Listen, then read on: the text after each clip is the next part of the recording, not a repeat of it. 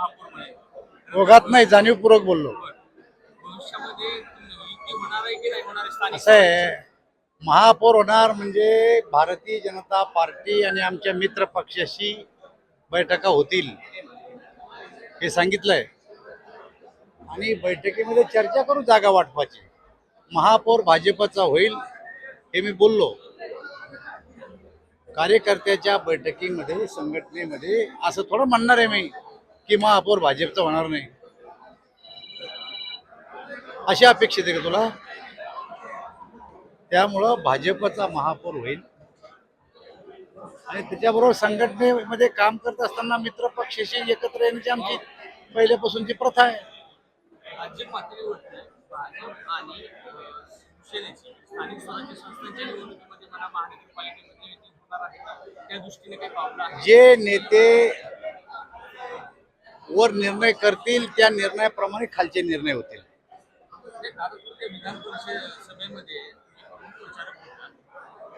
अर्थात इनडायरेक्टली खालच्या इलेक्शनमध्ये सुद्धा तुमची जबाबदारी वाढते. अशा वेळी लोकसभा, विधानसभा, जिल्हा परिषदा, पंचायत समित्या या प्रत्येक वेळेस कधी कधी राज्य पातळीवरच्या साऱ्याच पक्षांनी स्थानिक पातळीवर निर्णय घ्या अशा प्रकारचे आदेश दिलेले आहेत आणि त्यामुळं वरच्या सूचना जसे येतील तसे पाळणारे पैकी आम्ही आहे.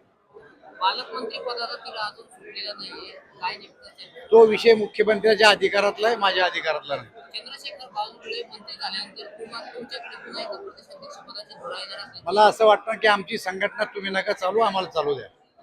बेळगावमध्ये काँग्रेस कमिटीचे 2 दिवसीय अधिवेशन होत आहे. त्या ठिकाणी बैठका होत आहेत आणि त्यामध्ये राहुल गांधी मल्लिकार्जुन खरगे सहभागी आहेत आणि विरोधक जे आहेत ते ईव्हीएम विरोधात आक्रमक होण्याची शक्यता आहे. मला असं वाटतं की ईव्हीएम हा विषय काही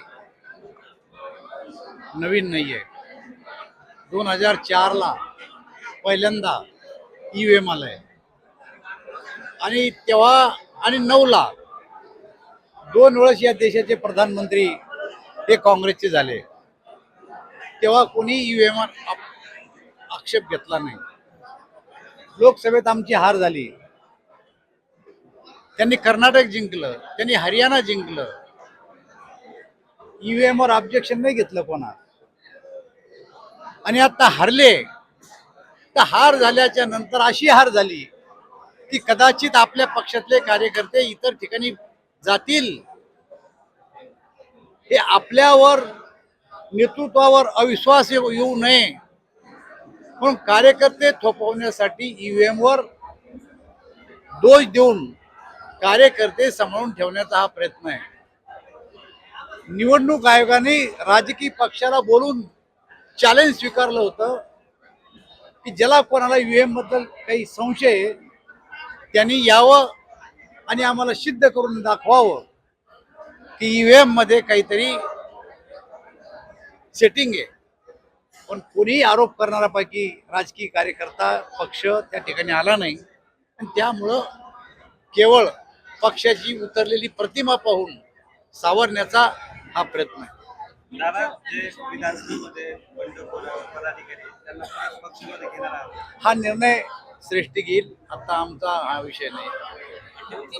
मुख्यमंत्री देवेंद्र फडणवीस यांनी संजय राऊतांनी असं म्हटलंय की मुख्यमंत्री देवेंद्र फडणवीस आणि धनंजय मुंडे यांच्यासह अजितदादांचा राजीनामा द्या. संजय राऊत कोण म्हणलं? संजय राऊत असं ते म्हणतात. आमच्या पक्षाचे पदाधिकारी आहे का संजय राऊत? त्यांनी त्यांचा पक्ष सांभाळा. वाताहत झाली, त्यांच्यामुळे युती तुटली. आता जर त्यांना उद्धव ठाकरेंनी सांभाळला नाही तर आदित्य ठाकरेमध्ये उद्धव ठाकरेमध्ये भांडणं लावू शकतात ते. 28 डिसेंबरला बीडमध्ये संतोष देशमुख यांना न्याय मिळावा या मागणीसाठी मोर्चा काढण्यात येणार आहे आणि यामध्ये जितेंद्र आव्हाड असतील, शरद पवार असतील सहभागी होण्याची शक्यता आहे. म्हणजे एकीकडे विरोधक जे ते या मोर्चाला पाठिंबा देत दिसत आहे, तर सत्ताधारी देखील या मोर्चात सहभागी होणार आहे. देशमुखांची हत्या झाली त्याचं आम्ही समर्थन करत नाही.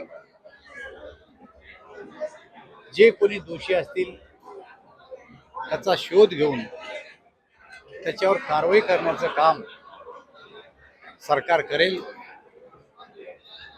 मला असं वाटतं की आता सगळेच जे काही गुन्हेगार आहेत त्यांचं CID कडे प्रकरण गेलेलं आहे आणि त्या प्रकरणात दोषींना पकडून नक्कीच सरकार त्यांना सजा देईल याची मला स्वतःला खात्री आहे. आता प्रत्येक पक्षाचे धस जेव्हा असा आरोप करतात ते इनडायरेक्टली तुमच्या पक्षाच्या प्रमुखांच्या यंत्रणेवरती ऑब्जेक्शन येत असं नाही वाटत. काय धस ज्याप्रमाणे सभागृहामध्ये टीका करत आहे तुमच्या मित्र पक्षाच्या मंत्र्यावरती, याशिवाय यंत्रणेवरती सुद्धा ते ऑब्जेक्शन दाखवत आहेत. अशा वेळी पक्षप्रमुख गृहमंत्री असतील म्हणा किंवा मुख्यमंत्री आहेत त्यांच्यावरती इनडायरेक्टली ऑब्जेक्शन होत नाही का सुरेंद्र सांगतो? ते मला असं वाटतं ज्यांना त्यांना ज्याचा त्याचा अर्थ काढावा. आपल्या मनातल्या वेदना त्यांनी बोलून दाखवलेल्या आहेत आणि एखाद्या माणसाला ज्या भागाचं प्रतिनिधित्व करतो त्या वेदना बोलून दाखवण्याचा अधिकार आहे. 28 तारखेच्या मोर्चामध्ये सत्ताधारी कोणी सहभाग होणार नाही. 28 तारखेच्या मोर्चामध्ये सत्ताधारी सहभाग होते. घेऊ मोर्चात सहभागी होतील का पण? बीडला जो या विषयामध्ये ज्याला ज्याला गांभीर्य आहे, त्यांनी आम्ही काही कोणाला थांबवलं नाही की सहभाग घेऊ नका म्हणून. पक्षाचा असा कुठलाही आदेश नाहीये की कोण्या मोर्चात जाऊन कोण्या मोर्चात जाऊन असा आदेश नाहीये आमचा. असं काय वाटतं या दोन्ही घटनांबरोबर आणि त्यांच्या घटनेवर राजकारण केलं जातं असं तुम्हाला वाटतं? परभणी आणि त्यांच्या घटनेवर राजकारण होतं असं तुम्हाला वाटतं? काही घटना घडली या देशात ते राजकारण करतातच लोक, पण घटना गंभीर आहे. या घटनेत जे कोणी दोषी आहे, त्यांना पकडले गेलं पाहिजे आणि त्यांना योग्य सजा झाली पाहिजे हे आमचं मत. देश विदेशातील प्रत्येक घडामोडींचे लाईव्ह अपडेट मिळवण्यासाठी आता साम टीव्हीच्या सर्व सोशल मीडिया प्लॅटफॉर्मला लाईक, फॉलो आणि सबस्क्राईब करा. तसंच सर्व नोटिफिकेशनसाठी बेल आयकॉन प्रेस करायला विसरू नका.